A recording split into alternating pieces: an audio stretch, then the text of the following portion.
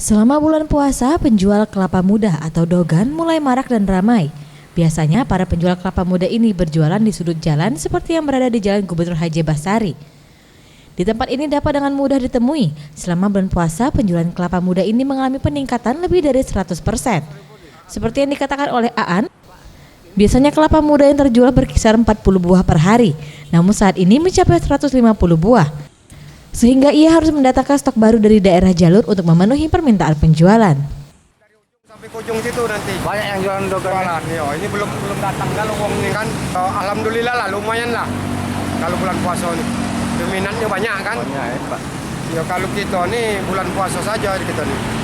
Istilahnya setahun sekali kan. Nah, boleh berjualan di sini. Kalau hari biasa kan kita tuh ada larangan juga dari Satpol PP ini, tidak boleh jualan di pinggir jalan ini. Naiknya permintaan akan kebutuhan kelapa muda ini membuat harganya naik. Yang semula dijual dengan harga Rp6.000 per buah, sekarang menjadi Rp10.000. Tim Liputan Sriwijaya TV.